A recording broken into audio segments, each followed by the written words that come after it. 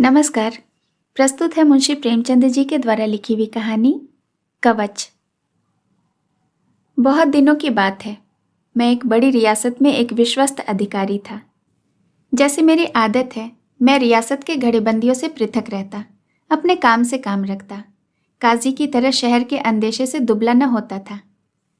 महल में आए दिन नए नए शगुफे खिलते रहते थे, नए नए तमाशे होते रहते थे, नए नए षड्यंत्रों की रचना होती थी। पर मुझे किसी पक्ष से सरोकार न था। किसी की बात में दखल न देता, न किसी की शिकायत करता, न किसी की तारीफ। शायद इसीलिए राजा साहब की मुझ पर कृपा दृष्टि रहती थी। राजा साहब शीलवान, दयालु, निर्भीक, उदार और कुछ स्वेच्छाचारी थे। रेजिडेंट की खुशामद करना उन्हें पसंद न था। जिन समाचार पत्रों से दूसरी रियासतें भयभीत रहती थीं और अपने इलाके में उन्हें आने न देती थीं, वे सब हमारे रियासत में बेरोक टोक आते थे।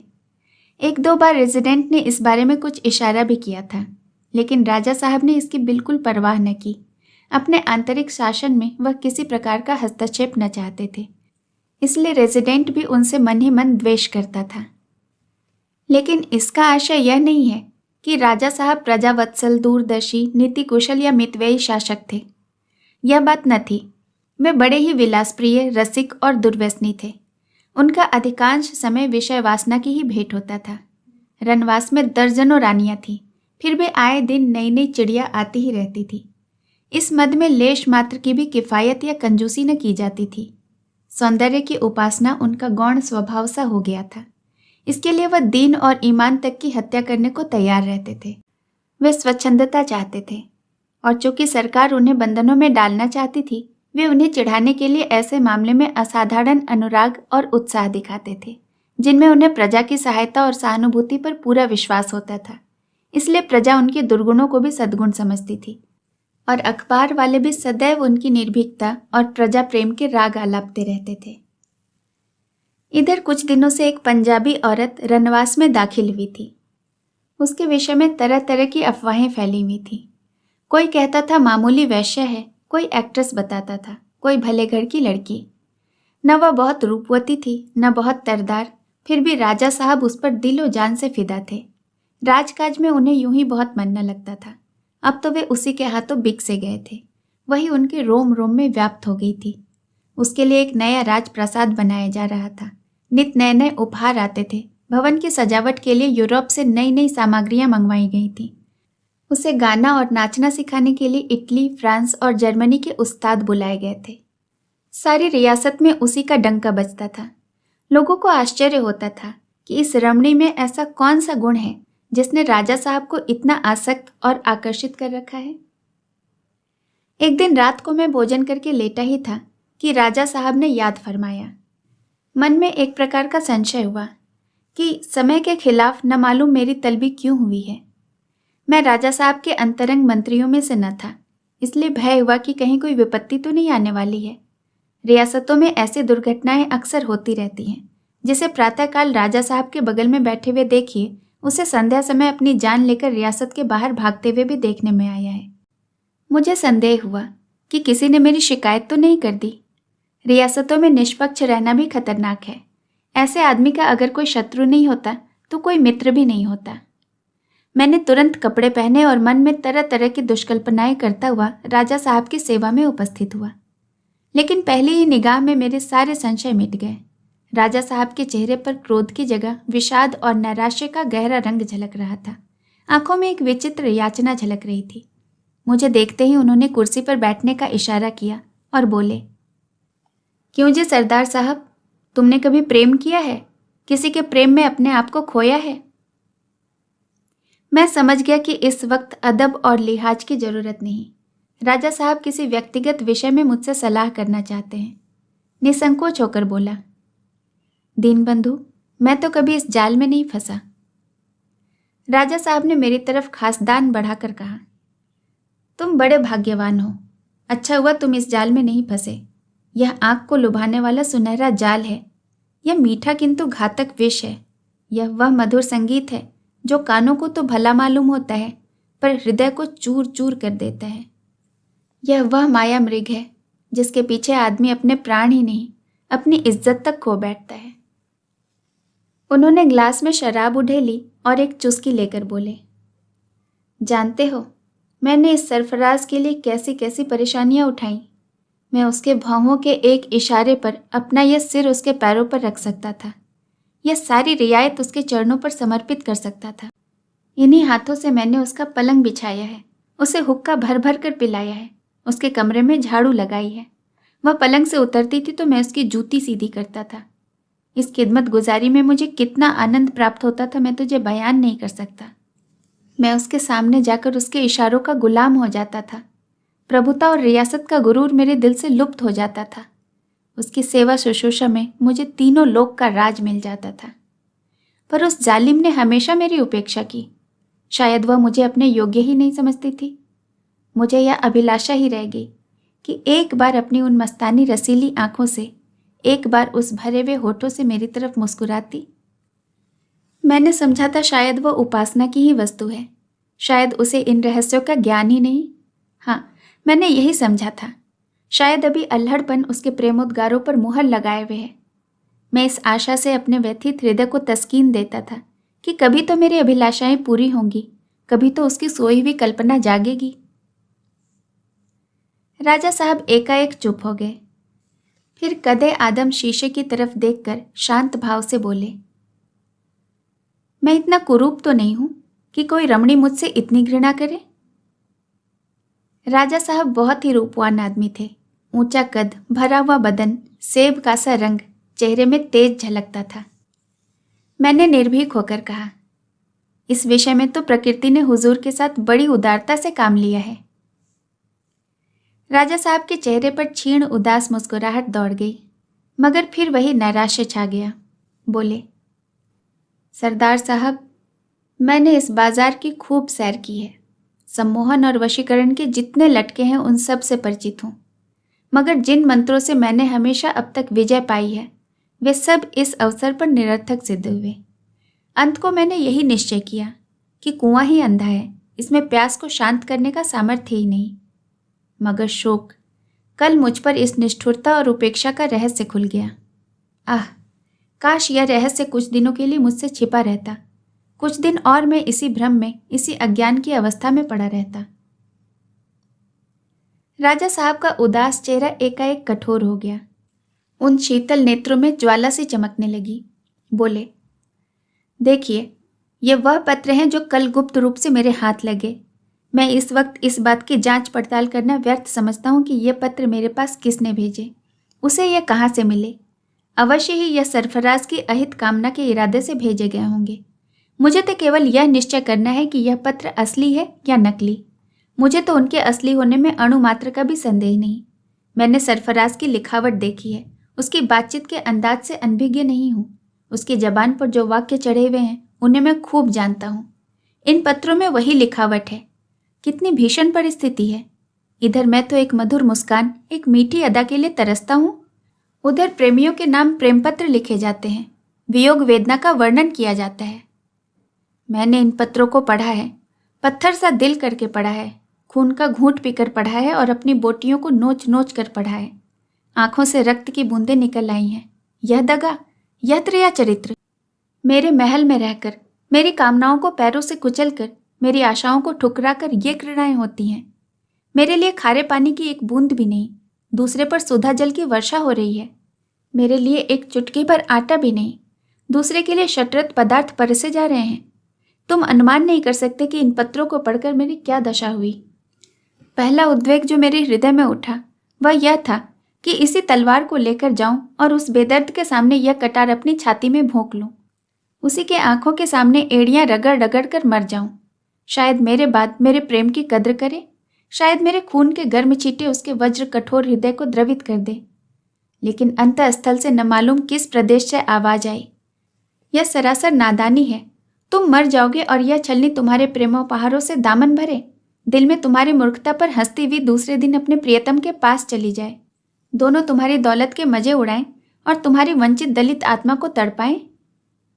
सरदार साहब, विश्वास मानिए, यह आवाज मुझे अपने ही हृदय के किसी स्थल से सुनाई दी। मैंने उसी वक्त तलवार निकालकर कमर से नीचे रख दी। आत्महत्या का विचार जाता रहा और एक ही क्षण में बदले का प्रबल उद्वेग हृदय में चमक उठा। देह का एक एक परमाणु एक आंतरिक ज्वाला से उत्तप्त हो उठा। एक एक रोए से आग निकलने लगी। इसी वक्त जाकर उसकी कपट लीला का अंत कर दूं। जिन निगाहों के लिए अपने प्राण तक निछावर करता था, उन्हें सदैव के लिए ज्योतिहीन कर दूं। उन विषाक्त अधरों को सदैव के लिए स्वरहीन कर दूं। जिस हृदय में इतनी निष्ठुरता, इतनी कठोरता और इतना कपट भरा हुआ है, उसे चीर कर पैरों से कुचल डालूं। खून सा सिर पर सवार हो गया। सरफराज की सारी महत्ता, सारा माधुर्य, सारा भाव विलास दूषित मालूम होने लगा। उस वक्त अगर मुझे यह मालूम हो जाता कि सरफराज की किसी ने हत्या कर दी है, तो शायद मैं उस हत्यारे के पैरों का चुंबन कर लेता। अगर सुनता कि वह मरणासन्न है, तो उसके दम तोड़ने का तमाशा करता।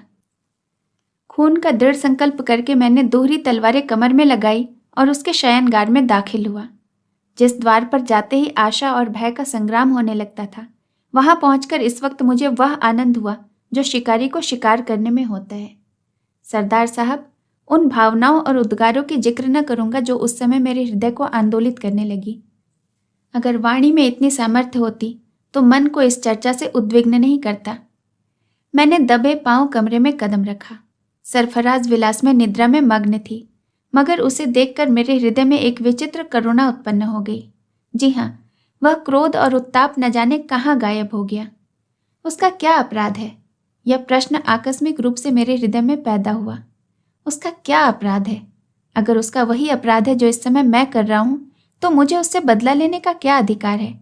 अगर वह अपने प्रियतम के लिए उतनी विकल, उतनी अधीर, उतनी ही आतुर है जितना मैं हूं, तो उसका क्या दोष है?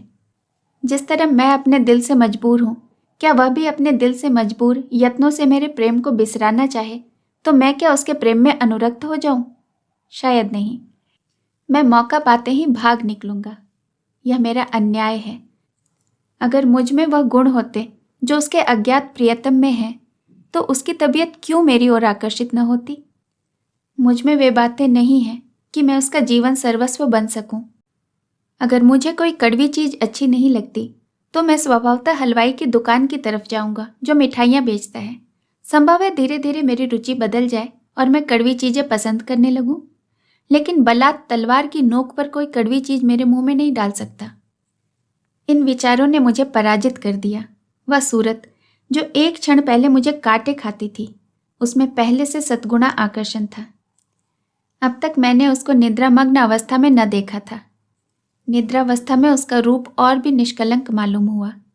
जागृति में निगाह कभी आंखों के दर्शन करती है, कभी अधरों के, कभी कपोलों के। इस नींद में उसका रूप अपनी संपूर्ण कलाओं से चमक रहा था।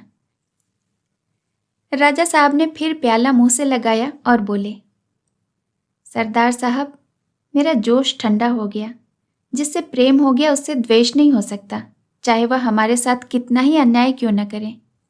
जहाँ प्रेमी का प्रेमी के हाथों कत्ल हो, वहाँ समझ लीजिए कि प्रेम न था, केवल विषय वासना थी। मैं वहाँ से चला आया, लेकिन चित्त किसी तरह से शांत नहीं होता था। तब से अब तक मैंने क्रोध को जीतने की भरसक कोशिश की, मगर असफल रहा। जब तक वह शैतान जिंदा है, मेरे पहलू में एक कांटा खटकता रहेगा, मेरी छाती पर सांप लौटता रहेगा। वही काला नाग फन उठाए हुए उस रत्न राशि पर बैठा हुआ है, वही मेरे और सरफराज के बीच लोहे की दीवार बना हुआ है, वही इस दूध की मक्खी है। उस सांप का सिर कुचलना होगा। जब तक मैं अपनी आंखों से उसकी धज्जियां बिखेरते न देखूंगा, मेरी आत्मा को संतोष न होगा। परिणाम की कोई चिंता नहीं है, मगर उस नर पिशाच को जहन्नुम दाखिल करके ही मैं दम लूंगा। यह कहकर राजा साहब ने मेरी ओर आशापूर्ण नेत्रों से देखकर कहा, बतलाइए, आप मेरी क्या मदद कर सकते हैं? मैंने विस्मय से कहा, मैं?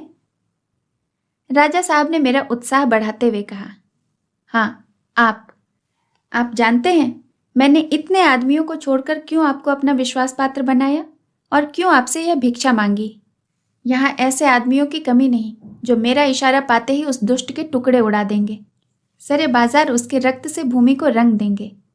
जी हाँ, एक इशारे से उसकी हड्डियों का बुरादा बना सकता हूँ, उसके नखों में कीलें ठुकवा सकता हूँ। मगर मैंने सबों को छोड़कर आपको छाटा। जानते हो क्यों? इसीलिए कि मुझे तुम पर विश्वास है, वह विश्वास जो मुझे अपने निकटतम आदमियों पर भी नहीं है। मैं जानता हूँ कि तुम्हारे हृदय में यह भेद उतना ही गुप्त रहेगा जितना मेरे। मुझे विश्वास है कि प्रलोभन अपनी चरम शक्ति का उपयोग करके भी तुम्हें नहीं डिगा सकता। पाशविक अत्याचार भी तुम्हारे अधरों को नहीं खोल सकता। तुम बेवफाई न करोगे, दगा न करोगे, इस अवसर से अनुचित लाभ न उठाओगे। जानते हो इसका पुरस्कार क्या होगा? इसके विषय में तुम कुछ भी शंका न करो। मुझ में और चाहे कितने ही दुर्गुण क्यों न हो, कृतज्ञता का दोष नहीं है। बड़े से बड़ा पुरस्कार जो मेरे अधिकार में है वह तुम्हें दिया जाएगा। मनसब, जागीर, धन, सम्मान सब तुम्हारी इच्छा के अनुसार दिए जाएंगे। इसका संपूर्ण अधिकार तुमको दिया जाएगा, कोई दखल न देगा। तुम्हारी महत्वाकांक्षा को उच्चतम शिखर तक उड़ने की आज़ादी होगी। तुम खुद फरमान लिखोगे और मैं उस पर आंखें बंद करके दस्तखत करूंगा। बोलो, कब जाना चाहते हो? उसका नाम और पता इस कागज पर लिखा हुआ है। उसे अपने हृदय पर अंकित कर लो और इस कागज को फाड़ डालो। तुम खुद समझ सकते हो कि मैंने कितना बड़ा भार तुम्हारे ऊपर रखा है। मेरी आबरू, मेरी जान तुम्हारी मुट्ठी में है। मुझे विश्वास है कि तुम इस काम को सुचारू रूप से पूरा करोगे। जिन्हें अपना सहयोगी बनाओगे वे भरोसे के आदमी होंगे। तुम्हें अधिकतम बुद्धिमत्ता, दूरदर्शिता और धैर्य से काम लेना पड़ेगा। एक असन्यस्त शब्द, एक क्षण का विलंब, जरा सी लापरवाही मेरे और तुम्हारे दोनों के लिए प्राणघातक होगी। दुश्मन घात में बैठा हुआ है। कर तो डर, न कर तो डर का मामला है। यूं ही गद्दी से उतारने के मंसूबे सोचे जा रहे हैं। इस रहस्य के खुल जाने पर क्या दुर्गति होगी इसका अनुमान तुम आप कर सकते हो। मैं बर्मा में नज़रबंद कर दिया जाऊंगा। रियासत गैरों के हाथों में चली जाएगी और मेरा जीवन नष्ट हो जाएगा। मैं चाहता हूं कि तुम आज ही चले जाओ। यह इंपीरियल बैंक का चेक बुक है। मैंने चेकों पर दस्तखत कर दिए हैं। जब जितने रुपये की जरूरत हो ले लेना। मेरा दिमाग 7वें आसमान पर जा पहुंचा। अब मुझे मालूम हुआ कि प्रलोभन में ईमान को बिगाड़ने की कितनी शक्ति होती है। मुझे जैसे कोई नशा हो गया। मैंने एक किताब में पढ़ा था कि अपने भाग्य निर्माण का अवसर हर एक आदमी को मिलता है और एक ही बार। जो इस अवसर को दोनों हाथों से पकड़ लेता है वह मर्द है। जो आगा पीछा में पड़कर उसे छोड़ देता है वह कायर होता है। एक को धन, यश और गौरव नसीब होता है और दूसरा खेद, लज्जा और दुर्दशा में रो रो कर जिंदगी के दिन काटता है। फैसला लेने के लिए केवल एक क्षण का समय मिलता है। वह क्षण कितना बहुमूल्य होता है, मेरे जीवन में वह वही अवसर था। मैंने उसे दोनों हाथों से पकड़ने का निश्चय किया। सौभाग्य अपनी सर्वोत्तम सिद्धियों का थाल लिए मेरे सामने हाजिर है। वह सारी विभूतियां जिनके लिए आदमी जीता मरता है मेरा स्वागत करने के लिए खड़ी है। अगर मैं इस समय उनकी उपेक्षा करूं तो मुझ जैसा अभागा आदमी संसार में न होगा। माना कि बड़े जोखिम का काम है, लेकिन पुरस्कार तो देखो। दरिया में गोता लगाने से ही तो मोती मिलता है। तख्त पर बैठे हुए कायरों के लिए कौड़ियों और घोंघों के सिवाय और क्या है। माना कि बेगुनाह के खून से हाथ रंगना पड़ेगा। क्या मुजायका। बलिदान से ही तो वरदान मिलता है। संसार समर भूमि है। यहाँ लाशों का जीना बनाकर उन्नति के शिखर पर चढ़ना पड़ता है। खून के नालों में तैरकर ही विजय तट मिलता है। संसार का इतिहास देखो। सफल पुरुषों का चरित्र रक्त के अक्षरों में लिखा हुआ है। वीरों ने सदैव खून के दरिया में गोते लगाए हैं, खून की होलियां खेली हैं। खून का डर दुर्बलता और कम हिम्मती का चिन्ह है। कर्मयोगियों की दृष्टि लक्ष्य पर रहती है, मार्ग पर नहीं। शिखर पर रहती है, मध्यवर्ती चट्टानों पर नहीं। मैंने खड़े होकर अर्ज की, गुलाम खिदमत के लिए हाजिर है। राजा साहब ने सम्मान की दृष्टि से देखकर कहा, मुझे तुमसे यही आशा थी। तुम्हारा दिल कहता है कि तुम यह काम पूरा कर पाओगे। मुझे पूरा विश्वास है। मेरा भी यही विचार था। देखो, एक एक क्षण का समाचार भेजते रहना। ईश्वर ने चाहा तो हुजूर को कोई शिकायत का मौका न मिलेगा। ईश्वर का नाम न लो। ईश्वर ऐसे मौके के लिए नहीं है। ईश्वर की मदद उस वक्त मांगो जब अपना दिल कमजोर हो। जिसके बाहों में शक्ति, मन में विकल्प, बुद्धि में बल और साहस है, वह ईश्वर का आश्रय क्यों ले। अच्छा जाओ, जल्द सुरखरू होकर लौटो। आंखें तुम्हारी तरफ लगी होंगी। मैंने आत्मा की आलोचनाओं को सिर तक न उठाने दिया। उस दुष्ट को क्या अधिकार था कि वह सरफराज से ऐसा कुत्सित संबंध रखे, जब उसे मालूम था कि राजा साहब ने उसे अपने हरम में दाखिल कर लिया है। यह लगभग उतना ही गर्हित अपराध है जितना किसी विवाहित स्त्री को भगा ले जाना। सरफराज एक प्रकार से विवाहिता है। ऐसे स्त्री से पत्र व्यवहार करना और उस पर डोरे डालना किसी दशा में भी क्षम्य नहीं हो सकता। ऐसे संगीन अपराध की सजा भी उतनी ही संगीन होनी चाहिए। अगर मेरे हृदय में उस वक्त तक कुछ दुर्बलता, कुछ संशय, कुछ अविश्वास था, तो इस तर्क ने उसे दूर कर दिया। सत्य का विश्वास साहस का मंत्र है। अब वह खून मेरी नजरों में पापमय हत्या नहीं, जायज खून था, और उससे मुंह मोड़ना लज्जाजनक कायरता। गाड़ी जाने में अभी 2 घंटे की देर थी। रात भर का सफर था, लेकिन भोजन की ओर बिल्कुल रुचि न थी। मैंने सफर की तैयारी शुरू कर दी। बाजार से एक नकली दाढ़ी लाया, ट्रंक में 2 रिवॉल्वर रख लिए, फिर सोचने लगा कि किसे अपने साथ ले चलूं। यहाँ से तो किसी को ले जाना नीति विरुद्ध है। फिर क्या अपने भाई साहब को तार दे दूं? हाँ, यही उचित है। उन्हें लिख दूं कि मुझे मुंबई में आकर मिले। लेकिन नहीं, भाई साहब को क्यों फंसाऊं? कौन जाने क्या हो। बंबई में ऐसे आदमियों की क्या कमी है। 1 लाख रुपए का लालच दूंगा, चुटकियों में काम हो जाएगा। वहाँ एक से एक शातिर पड़े हैं, जो चाहे तो फरिश्तों का भी खून कराएं। बस इन महाशय को किसी बहाने से किसी वैश्या के कमरे में ले जाया जाए और वहीं इनका काम तमाम कर दिया जाए। या समुद्र के किनारे जब वह हवा खाने निकले तो वहीं मारकर लाश समुद्र में डाल दी जाए। अभी चूंकि देर थी, मैंने सोचा लाओ संध्या कर लूं। जो ही संध्या के कमरे में कदम रखा, माता जी के तिरंगे चित्र पर नजर पड़ी।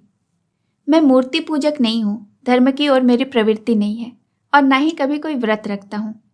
लेकिन न जाने क्यों उस चित्र को देखकर अपनी आत्मा में एक प्रकाश का अनुभव करता हूँ।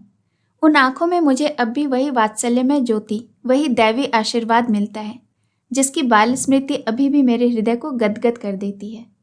वह चित्र मेरे लिए चित्र नहीं, बल्कि सजीव प्रतिमा है, जिसने मेरी सृष्टि की है और अब भी मुझे जीवन प्रदान कर रही है। उस चित्र को देखकर मैं यकायक चौंक पड़ा, जैसे कोई आदमी उस वक्त चोर के कंधे पर हाथ रख दे जब वह सेंध मार रहा हो। इस चित्र को रोज ही देखा करता था, दिन में कितनी ही बार उस पर निगाह पड़ती थी, पर आज मेरे मन की जो दशा हुई वह कभी ना हुई थी। कितनी लज्जा, कितना क्रोध, मानो वह कह रही थी, मुझे तुझसे ऐसी आशा न थी। मैं उस तरफ ताक न सका, फौरन आंखें झुका ली। उन आंखों के सामने खड़े होने की मुझे हिम्मत न हुई। वह तस्वीर की आंखें न थीं, सजीव तीव्र ज्वाला में हृदय में बैठने वाली, नोकदार भाले की तरह हृदय में चुभने वाली आंखें थीं। मुझे ऐसा मालूम हुआ कि गिर पड़ूंगा। मैं वहीं फर्श पर बैठ गया। मेरा सिर आप ही आप झुक गया। बिल्कुल अज्ञात रूप से, मानो किसी दैवी प्रेरणा से मेरे संकल्प में एक क्रांति सी हो गई। उस सत्य के पुतले, उस प्रकाश की प्रतिमा ने मेरी आत्मा को सजग कर दिया। मन में क्या क्या भाव उत्पन्न हुए, क्या क्या विचार उठे, इसकी मुझे खबर नहीं। मैं इतना ही जानता हूँ कि मैं एक सम्मोहित दशा में घर से निकला, मोटर तैयार कराई और 10 बजे राजा साहब की सेवा में जा पहुंचा। मेरे लिए उन्होंने विशेष रूप से ताकीद कर दी थी कि जिस वक्त चाहूँ उनसे मिल सकता हूँ। कोई अड़चन न पड़ी। मैं जाकर नर्म भाव से बोला, हुजूर, कुछ अर्ज करना चाहता हूँ।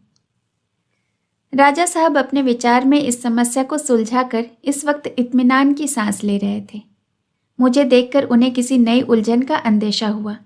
त्योरियों पर बल चढ़ गए, मगर एक ही क्षण में नीति ने विजय पाई। मुस्कुरा कर बोले, हाँ हाँ कहिए, कोई खास बात? मैंने निर्भीक होकर कहा, मुझे क्षमा कीजिए, मुझसे यह काम न होगा। राजा साहब का चेहरा पीला पड़ गया।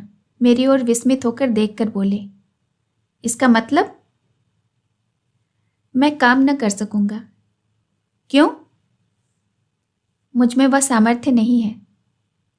राजा साहब ने व्यंग्यपूर्ण नेत्रों से देखकर कहा, शायद आत्मा जागृत हो गई। क्यों?